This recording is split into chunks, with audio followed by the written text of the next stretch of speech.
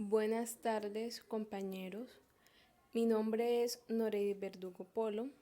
Junto con mi compañera Karina Arjona Riaño, les estaremos hablando acerca de las personas sordas y su cultura. Somos el grupo 2. ¿Qué es una persona sorda? Es aquella persona que puede presentar algunas dificultades al momento de oír. Puede ser por una discapacidad auditiva profunda o que escuche algunos sonidos.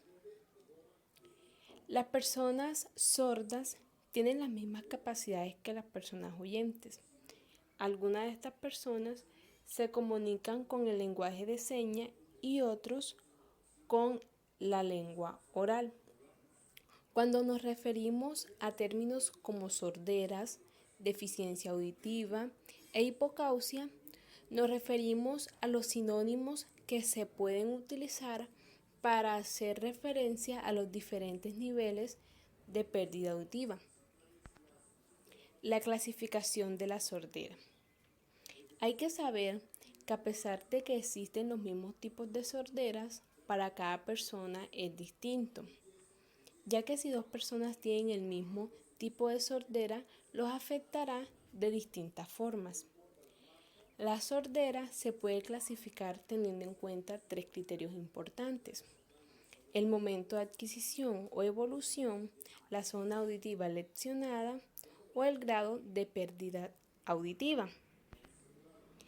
El momento de adquisición o evolución. Este varía según el momento evolutivo en que aparece la sordera. Puede ser sordera poslocutiva, que es cuando es adquirida después del proceso de aprendizaje. Pues se da ya cuando una persona maneja su lenguaje perfectamente, o puede ser en un niño después que haya aprendido a hablar. La sordera preslocutiva. Se adquiere antes del desarrollo del lenguaje oral, pues se da básicamente en los niños antes de que desarrollen su lenguaje. Zona auditiva leccionada. Varía según el lugar donde se encuentre la lección o alteración del sistema auditivo. Se divide en sordera transmisión, que son las lecciones ocasionadas en el oído externo o medio. Se produce una baja transmisión del sonido. Las sorderas de percepción son sorderas que se dan por una lesión en el oído interno.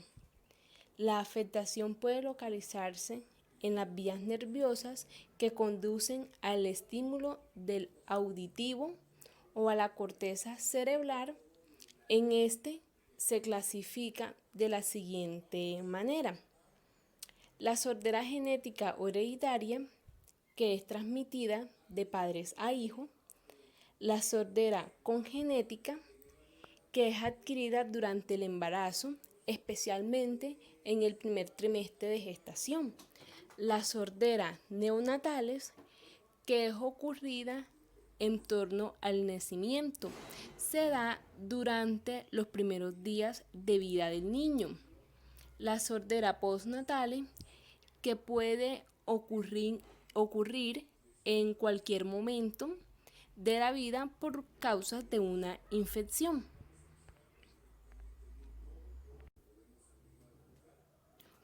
Por último, tenemos al grado de pérdida auditiva. Esta se calcula a partir de la fórmula de Carrar, que es donde se halla la medida aritmética de la cantidad de decibelios necesarios para la audición. Esta se divide en sordera ligera o leve, que puede tener una pérdida auditiva entre 20 y 40 decibelios. La sordera mediana o moderada, que puede ser una pérdida auditiva localizada entre 40 y 70 decibelios. Y por último, la sordera profunda, que es una pérdida auditiva superior a los 90 decibelios. Las personas sordas, como personas visuales, conforman una comunidad con una cultura propia, comparten una serie de características que difieren del grupo mayoritario oyente. Tienen una lengua visogestual que les es propia, la cual conocemos como la lengua de señas, y una serie de costumbres y valores surgidos de su condición visual, como la manera de saludarse, de despedirse, de felicitar, de aplaudir, entre otras. Poseen también sus propias reglas en las interacciones sociales, conformando clubes y asociaciones donde comparten sus intereses, gustos, necesidades, en las cuales les permite ser y expresarse en toda su dimensión. Entonces podemos decir que la lengua de señas se reconoce como una lengua que le permite a la persona sorda producir su identidad e interactuar con el mundo. Considero importante dejar claro que aunque la sordera es una discapacidad sensorial, esta diferencia no se concibe desde la diferencia física, sino desde la diferencia en la parte lingüística y se desplaza hacia lo cultural, resaltando que las personas sordas no presentan ninguna imposibilidad en la comunicación humana, pues cuentan con un propio sistema de comunicación en cual mencioné, cuál es la lengua de señas. Quiero expresar este pensamiento que dice que las comunidades sordas tienen determinadas características que les son comunes y propias, comparten una serie de costumbres, prácticas, reacciones y valores que las diferencia de otros colectivos. También las une el sentimiento producido por las experiencias de exclusión, pero sobre todas las cosas se reconoce en el uso de una lengua que le es propia y natural. La lengua de señas, lengua que solo presenta problemas para los oyentes que en general no entienden el significado de su uso. Durante años la comunidad sorda ha venido luchando para resaltar que su diferencia es sociológica y no auditiva. Este es un ejemplo de vida, son Matt y Kate Daigle, un matrimonio estadounidense compuesto por un sordo de nacimiento y una intérprete de lengua de señas. Son los autores de Deaf Guide, un cómic que cuenta anécdotas de la vida diaria de esta familia. Ellos colocan, los personajes se llaman Desmond, Helen y Cedric. Y su hijo Opas Koda, ¿qué quiere decir? Opas quiere decir hijos oyentes de padres sordos. Koda significa lo mismo, pero en inglés. Son niños que crecen en un ambiente de bilingüe en lenguaje oral y lenguaje de señas y se identifican con la vida de sus padres sordos, la misma cultura sorda. La interacción social toma un papel fundamental en la transmisión de la cultura sorda, ya que la lengua de señas, a diferencia de otras lenguas, no posee una forma escrita, por lo tanto se transmite únicamente a través de la interacción directa entre sus pares. Vemos aquí que ellos muestran pues a través de cómics cosas de la vida, como por ejemplo es indispensable entre las comunidades sordas que se están comunicando pues esa parte visual que les permite ver pues los gestos que hacen. Recordemos de nuevo que el lenguaje de señas es un lenguaje visogestual. Entonces por eso él pues en la primera ilustración muestra cómo que cree que personajes que se sientan a la mesa redonda también pertenecen a la comunidad sorda pues por la forma en que hablan. Otra es, por ejemplo, que él dice pues graciosamente que cree que su mamá es bruja porque siempre viste de ropa oscura y no.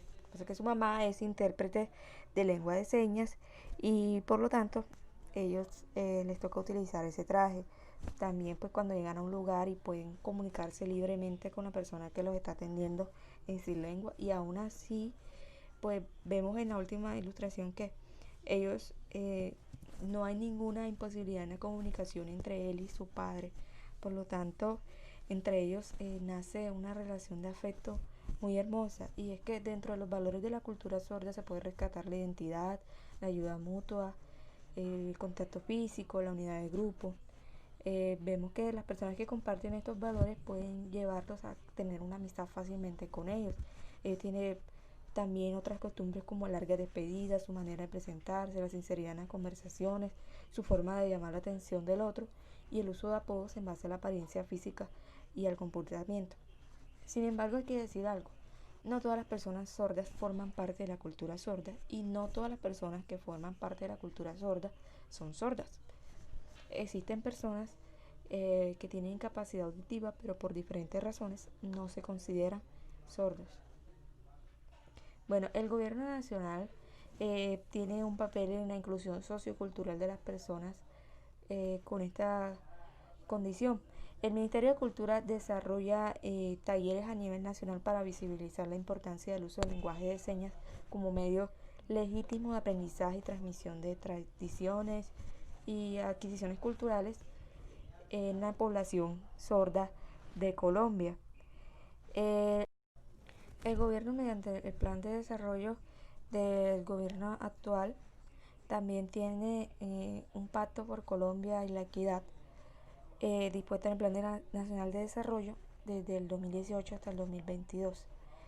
El 2017 fue aprobado por la Presidencia de la República, es decir, pues en el mandato anterior, el decreto 1421 que reglamenta y se debe garantizar que las personas sordas accedan a la educación formal en su lengua nativa. Esta es nuestra bibliografía. Muchísimas gracias.